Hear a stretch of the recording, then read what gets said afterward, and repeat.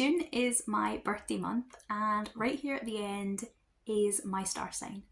I am a Cancer, and quite frankly, I think I usually get the short end of the stick when it comes to star signs.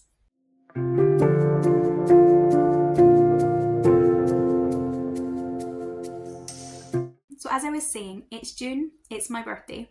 The 22nd of June until I think the 22nd of July is the star sign is Cancer, which is the crab. And I do think we get definitely the rough end of the stick. Other people get lions and bulls and elegant ladies pouring water. We get a crab, which sounds like some kind of STI, and the name itself, Cancer, definitely doesn't have overly positive connotations. More than that, and personally what offends me, is when you get these read a book based on your zodiac sign, or books that you'll love if you're a Virgo, etc., etc. It was a real trend a couple of years ago, but you still see it pop up every now and again. And the issue is that Cancer always gets the worst books. Books I personally have no interest in, which is offensive. So Cancer's personality is usually described as we are loyal, emotional, we have a hard shell but a gooey soft middle. And some of those things are true. Some of the kind of negative things about Cancers are that we are weepy, we tend to crumble under pressure, we can be anxious. All those things I fully claim. However, it means that the books that we tend to get recommended are things like self-help books. There is a lot of women's fiction. There is a lot of books that will make you cry and family saga, those kind of things. None of which I want to read. Usually ever, let alone at my birthday. So for this vlog, what I have decided to do is find out which star sign I do read. I put all of the star signs apart from Cancer onto a spinner wheel.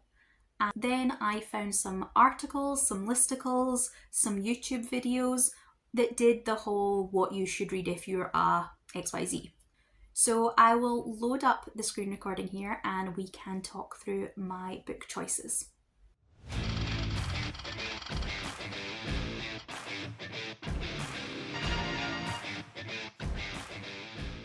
So as you saw from that, the first book that I am going to be reading for is going to be Capricorn, The Kiss Quotient by Helen Hoang.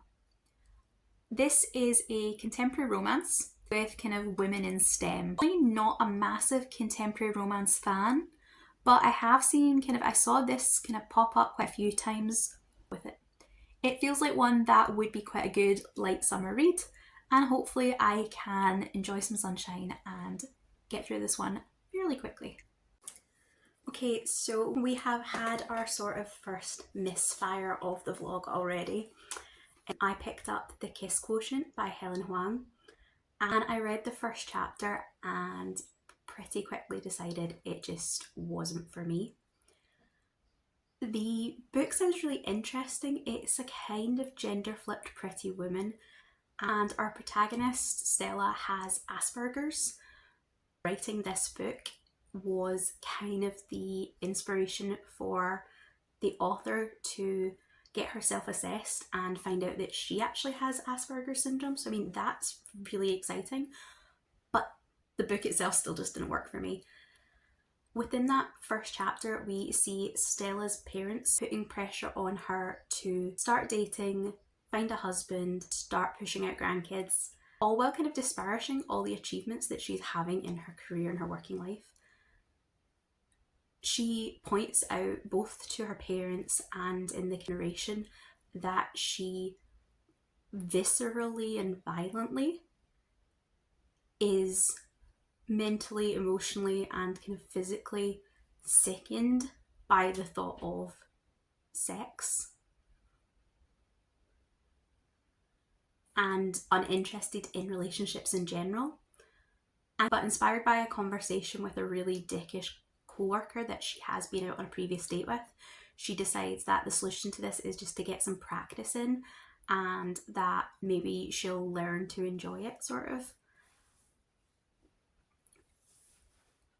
It also details a scenario where said colleague and her have been out on a date and had sex, and despite her being really uncomfortable, after the fact, the colleague says something to her like, she should just loosen up a bit. So he knows she's uncomfortable and goes ahead anyway, and she's presented by the narrative as being the socially awkward one in that situation, despite the fact that clearly consent was an issue. And it just made me really uncomfortable, and I wasn't excited to read the story. So I flipped to the back of the book and I read a couple of chapters there, which I know is, taboo, but I wasn't reassured by it. It seems like the kind of, obviously we're following Pretty Women and the kind of the beats are what they are, but I felt that the book was presenting the idea that Stella's Asperger's could be cured by the right man, the right magical penis, and any symptoms that weren't magically cured could be masked, and that would be the happy ending for her, which just made me feel really uncomfortable. I don't know if at the beginning her awkwardness around sex is purely meant to be a representation of her Asperger's, but it also felt to me very like it might be potentially some kind of ace representation that was then essentially solved by just like accepting sex. And again, the whole thing just left me feeling vaguely uncomfortable for our character, and I decided that the book was best set aside.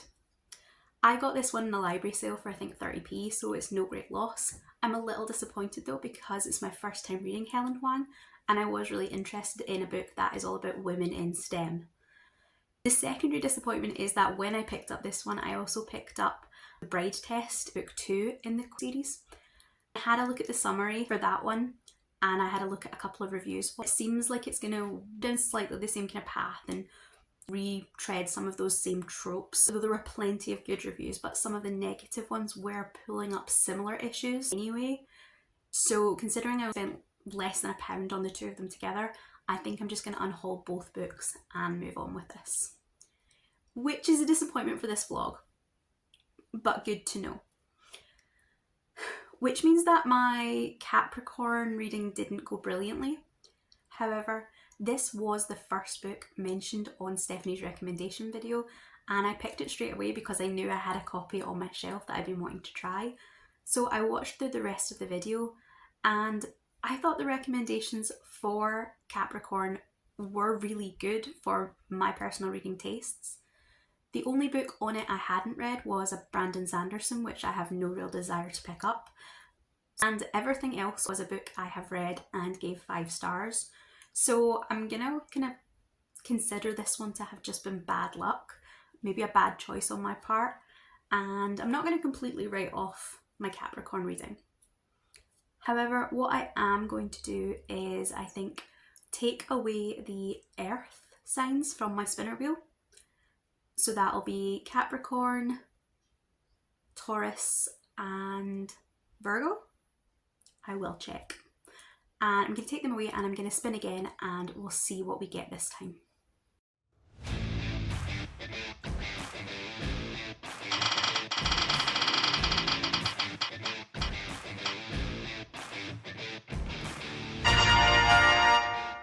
So this spin gave me Libra, which is one of the 3 air elements. And I found an article on thenovel.com that was all about which YA contemporary you should read based on your star sign. I feel like I am in the mood for something relatively light though. I'm guessing YA contemporary is probably going to have a decently strong romantic subplot, and I think maybe that's what I want right now rather than a really dense fantasy. So I'm going to have a scroll through and we will see what Libra gives us.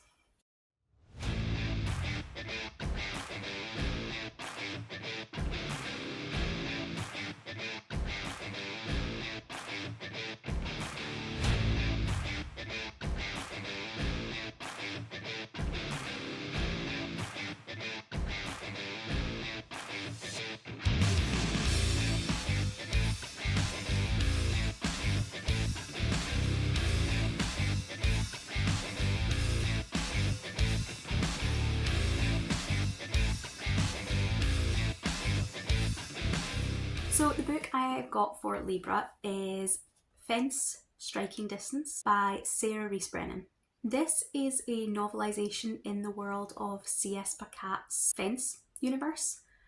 Fence is a series of graphic novels about an elite boarding school fencing team made up of various misfits and has never won a tournament. I read the Fence graphic novels during last year's Amazing Readathon for Face Off weekend, and I blew through everything that was available at the time and really enjoyed those graphic novels, which isn't something I was expecting, as one, I don't read a lot of graphic novels, but also I don't read a lot of YA contemporary, and I also don't really read anything to do with sports. So this had so many strikes against it, and yet I came out really enjoying the characters, and I don't think you particularly needed to know anything about fencing to have a great time with it. This is written by Rees Brennan instead of C.S. Pacat, but I have read Rees Brennan before. I've read her most recent, I think, book, Long Live Evil, and I had a really good time with that book. I really enjoyed her kind of unique take on portal fantasies and chosen ones, and there's no reason then that I shouldn't enjoy this. It's a really beautifully floppy paperback with a couple of cute illustrations on the end papers, and I think I'm just going to have a really good reading experience with this. I'm not expecting too much from it, but I think maybe this is what I need right now.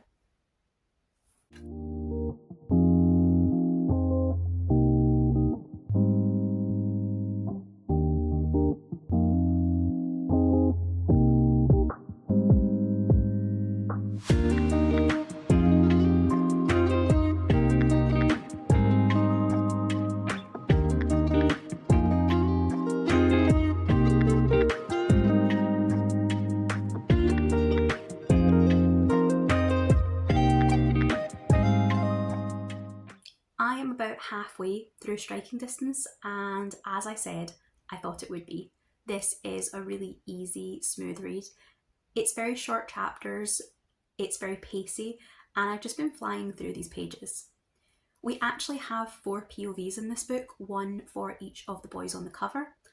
And what I find interesting is that as well as the 2 kind of main characters from the comic, 2 of our kind of supporting cast are getting sort of equal weighting in this book, which is really nice.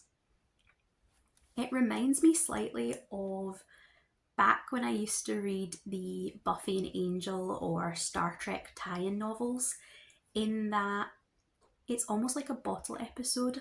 In this one, the fencing team's coach has decided that they need to become more cohesively a team, and they're all getting through various bonding exercises that are challenging for each kind of boy in a different way based on their strengths and weaknesses. So we have them writing letters about their childhood. We have the captain, Harvard, has been told to kind of go off and go out on a date and enjoy himself outside of the team because the coach feels he gives too much. In the tie-in books that I used to read, you kind of didn't expect any major plot developments because the storyline had to wrap itself up within this book. You couldn't have the main body of the show because you would have lots of viewers that didn't read the tie-in novels. So you couldn't have a main character die in a tie-in novel because it would be really jarring for people that didn't read those. Similarly, you can't make big changes, which leaves you just to do kind of lots of emotion work, and kind of low, which is what this is as far as I can. But is really fun. What it's doing is giving us a lot more backstory on the boys, especially on Harvey. Not only their kind of childhood stories, but we're also just getting to see much more inside of their heads in a way that maybe just didn't have time for in the graphic novel series. We're also getting to see them all just bond more as a team. End goal, it's more just scenes of them interacting, much more characterization, much more relationship development. And I'm really enjoying that. I think if that's all this achieves, I think I'll be very happy.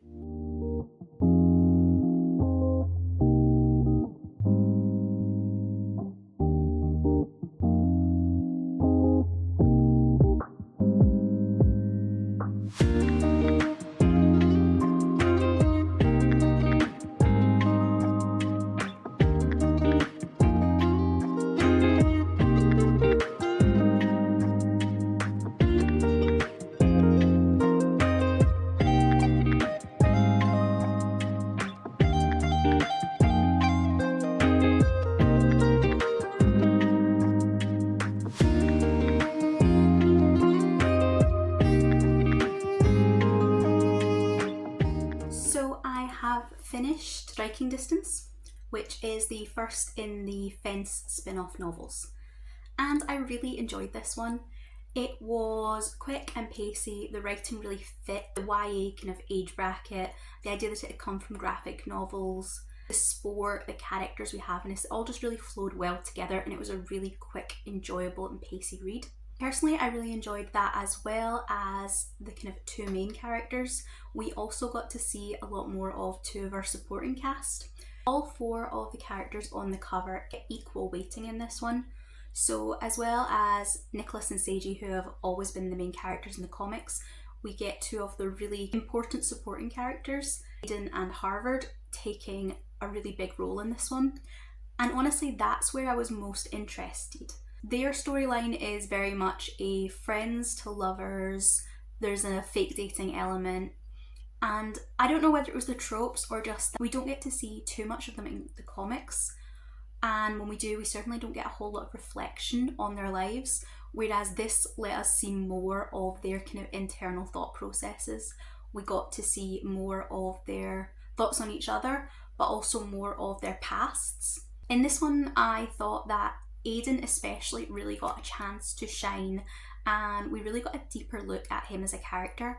Although he does really well on the team and he does make some important wins in the graphic novel, he's also portrayed very much as someone who doesn't take the sport too seriously. He's there more to spend time with Harvard, and he's very much the serial dater, the good looking one. He gets a lot of the kind of comedy moments. In this one, we got to see a little bit more of his past and a little bit more of his backstory in relation to his father and his stepmothers, and you just got a lot more depth to him as a character, especially how his kind of circumstances factored into his friendship with Harvard and why both of them individually aren't willing to risk that friendship on something more. That being said though, if you're not a fan of the kind of miscommunication trope, then their plotline relies really heavily on that. It really has that, this is so obvious to the reader and to everyone else around you, but neither of them can see it. And it is a really extreme version of that. So if that kind of just talk about it already is something that will bug you, then this maybe isn't the book for you. There's a lot of miscommunication going on between Nick and Seiji too, but in that one it kind of works. It's not to do with their relationship, it's to do with a specific situation that they've misunderstood each other, and actually it leads to the kind of the plot line and the comedy for their sections. The other problem I had with the book, apart from the miscommunication, was maybe in some cases the characterization of Nick and Seiji. Not to a point where it really put me off the book, it wasn't a problem, but it was something I noticed, in that they're almost caricatures of the characters they are in the graphic novel. I feel like partially they felt younger than they do in the comics, and partially they just feel like maybe distilled down to their most recognisable attributes. Nicholas almost comes across as a little bit dim. He doesn't get some of the things that just don't seem like things he wouldn't get. There's a lot of jokes made, or there's a lot of references made of how he comes from a kind of poor family and most of the kids at this college are all from wealthy families, and they illustrate that through different things where he doesn't understand the value of certain items. And I think that you don't have to be able to afford an expensive watch to know that watches, especially from exclusive jewelers, would be expensive. Similarly, Seiji has he's almost too literal. There's a lot of jokes to be made of him not understanding why other people aren't as into fencing as they are, but this takes it to an extreme where he thinks things like baking are a really obscure hobby, a really strange thing to be interested in, because he can't get around that fencing isn't the absolute norm for everyone.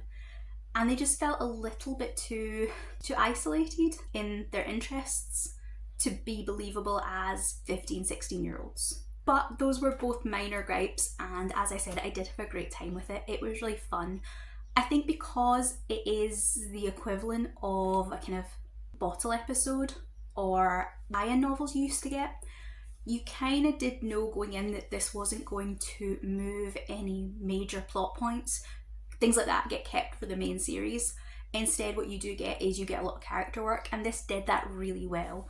We got a lot of development for all four of the boys, but as I said, especially some of the kind of more minor characters. It was a really great addition to the universe. I do have a copy of the next book in this series, Disarmed, and I'm genuinely really looking forward to picking that up after having read this one. So I think we probably have time for one more spin in this vlog. I have a bit of time today, and hopefully I can get through most of the book. I've loaded my spinner wheel. The last one that we got was a Libra, so I've taken Libra off along with the other air signs, and that leaves us with 5 signs left to pick from.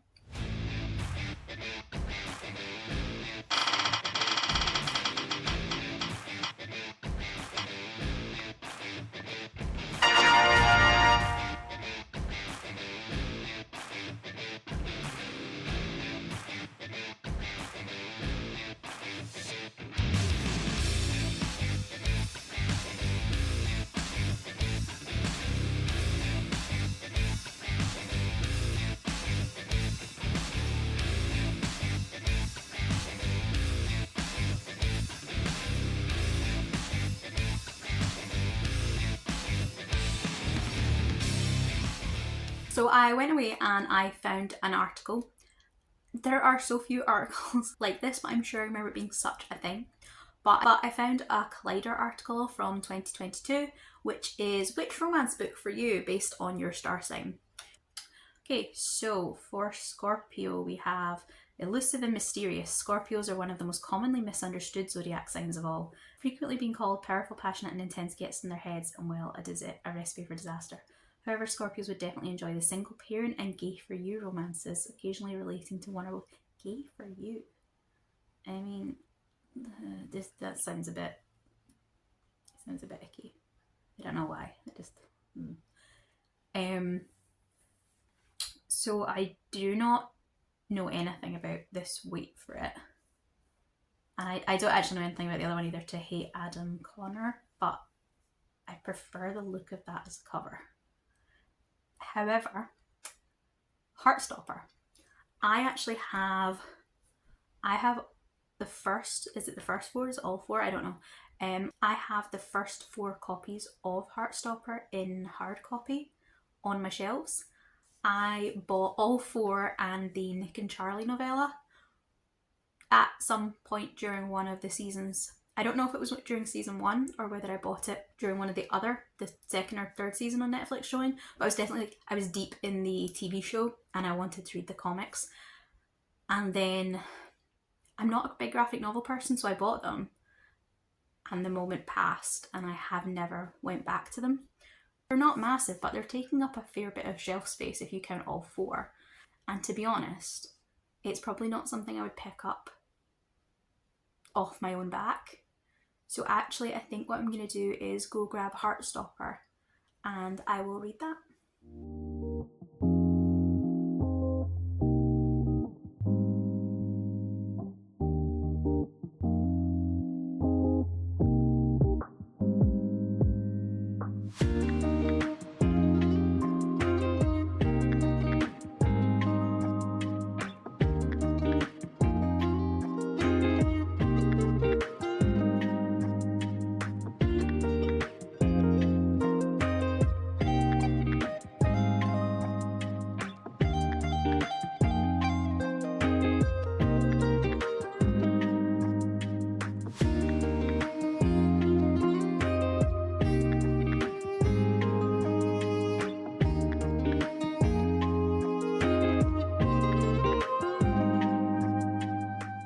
So I just read Heartstopper and I really enjoyed it. While admittedly my memory of the Netflix show, especially season 1, is patchy, it was a long time ago, I did think this was a really good adaptation. This only covers, I think, the first couple of episodes of the show, so I'm guessing that the TV show might take us through maybe volumes 2 and 3 as well, if it kind of holds true lengthwise, which would be interesting. because I had thought each one would be a season. But in terms of what actually does get adapted though from this one, I would say this is pretty much bang on. There was nothing in here that didn't happen in the TV show. It's not like they cut anything from this. If anything, they must have either pulled characters forward for the show adaptation or they must have created them to add to it. There's definitely more happens in the TV series, even in those first couple of episodes, than happens in this. But this is very sweet. Maybe the TV show maybe adds some more angst to it. There's a bit more will they, won't they, a bit more internal debate. There's more of Nick's struggle with his sexuality in the TV show and maybe more of Charlie's insecurities, whereas this is even more wholesome. It's even less tension. It's very, very low stakes. Almost immediately they're falling in love, and it's very, very sweet. I did really enjoy it. I also learned a couple of things that I hadn't realised. I don't think I ever understood in the show how they ended up in the same class when they are different ages. They're in the same, I think it's kind of like, I mean, I don't know what they call it in this.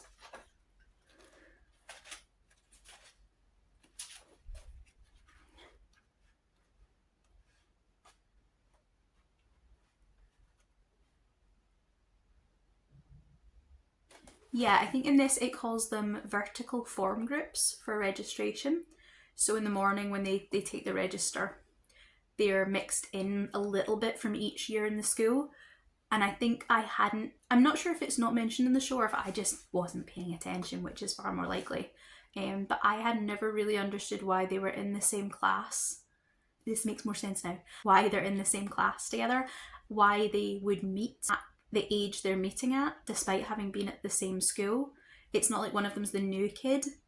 So, but also the story is very much a meeting for the first time. And so creating this kind of mixed registration class gives the story a chance to have that first meeting, but also have them both be established within the school with their friend groups. So that's really clever, and it makes perfect sense now that I've read it. The other thing that I did not know is I knew there was a book about Charlie's big sister. I think it's called Solitaire, and I knew that existed, but I didn't realise that Charlie and Nick were secondary characters in Solitaire originally. I think just because this one has been so popular, I assumed Heartstopper came first and that the Solitaire novel was the spin-off. I didn't realise that this is, I guess, a spin-off prequel where after Solitaire came out, we then went back and looked at how these two characters met.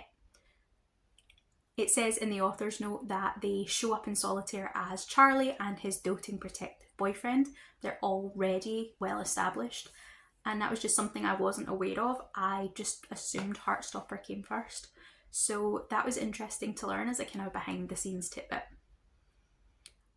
I got through this really quickly. I got through it in about an hour, and I'm really excited now to actually read the other 3 books that I have. Since this didn't take me as long as I thought, I think I'm going to grab the 2nd volume this afternoon.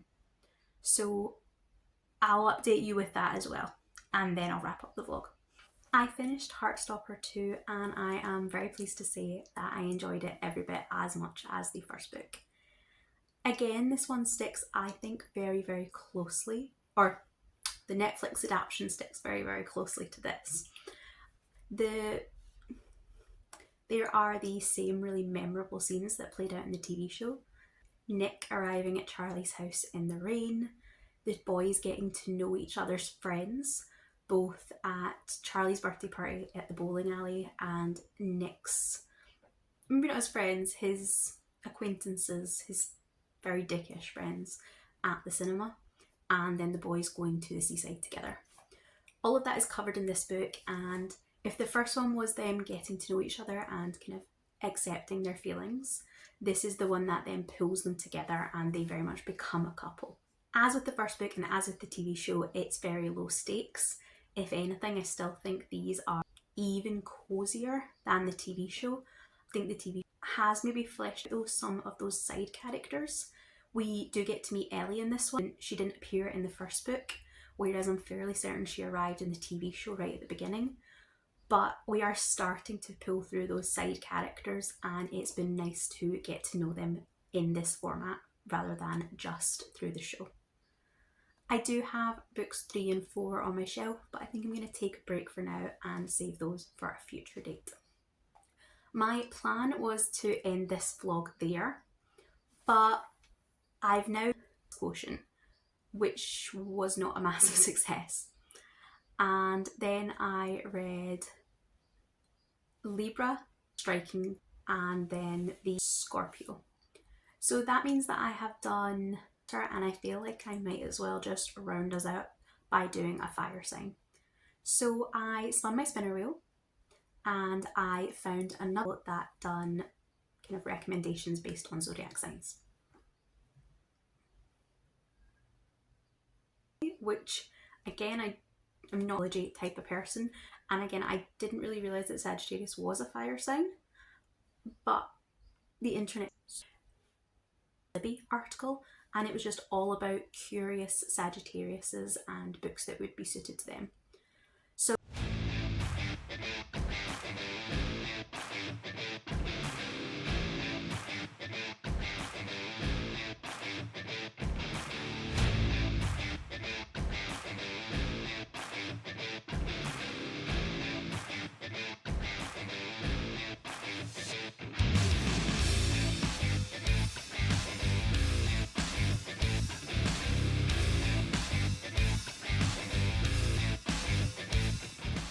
So the one that I found that really interests me is The Pairing by Casey McQuiston. I've read 2 Casey McQuistons before and I did enjoy both, but I wouldn't say that I loved either. And so I'm thinking this might be a kind of third strike and you're out type of deal, where if I enjoy this one particularly, I'll keep reading their work in future, and if I don't, maybe they're an author that just isn't for me. But I did see a really pretty edition in the works with sprayed edges that is currently on sale, so if I really enjoy this one, I might go pick up the physical version for my shelf. The book is about 2 bisexual exes that bump into each other on a European wine and food tasting trip and kind of get into a hookup challenge to prove how over each other they both are. So it sounds really disaster filled. I really love the idea of a European road trip at this time of year. The food and wine aspect is going to be absolutely up my alley. And overall it just seems like such a perfect summer book that I can't miss to include that one in this vlog. So I am going to make a start on it and I will get back to you once I have some kind of update.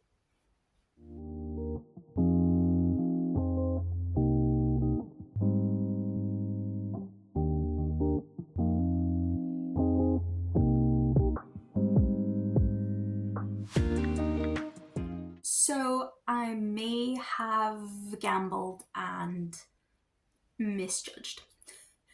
I started the audiobook of The Pairing by Casey McQuiston, and maybe I should just have, I know I said I was going to do the 3, I maybe should have cut it off at the 3.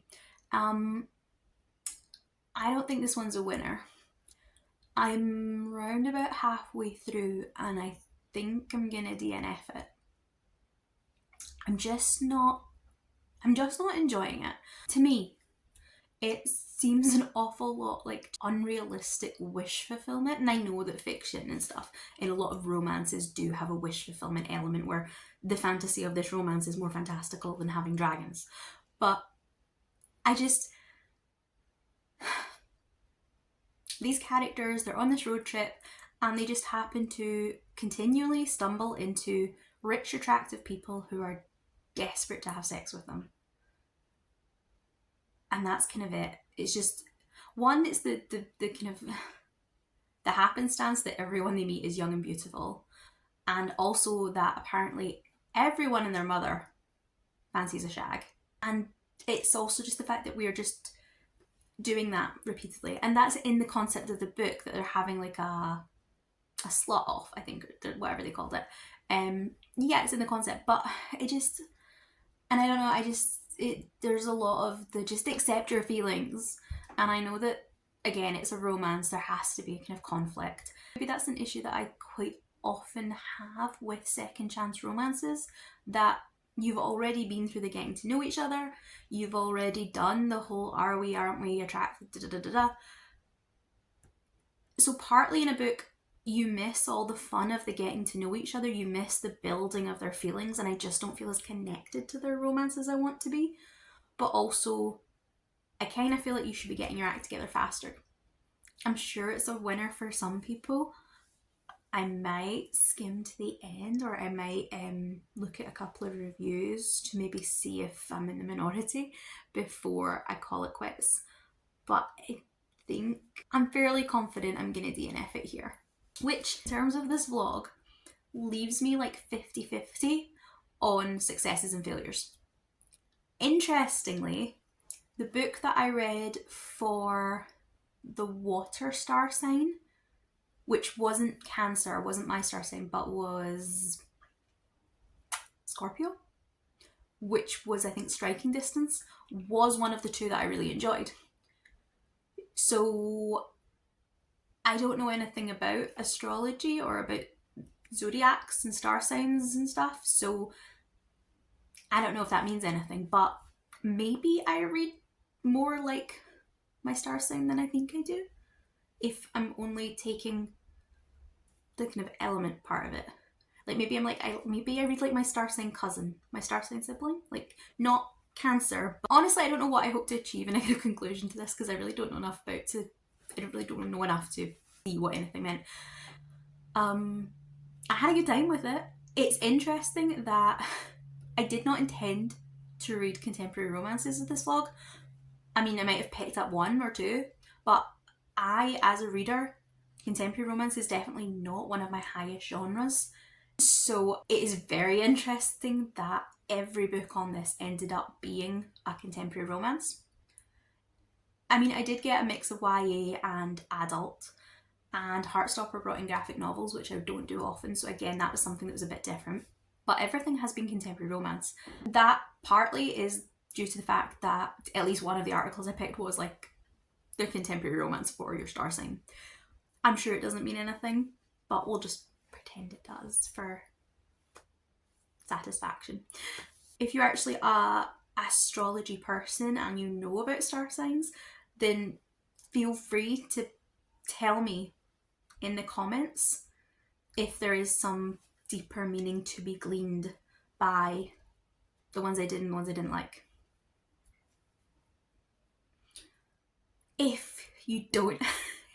Otherwise, let me know if you've read any of these books.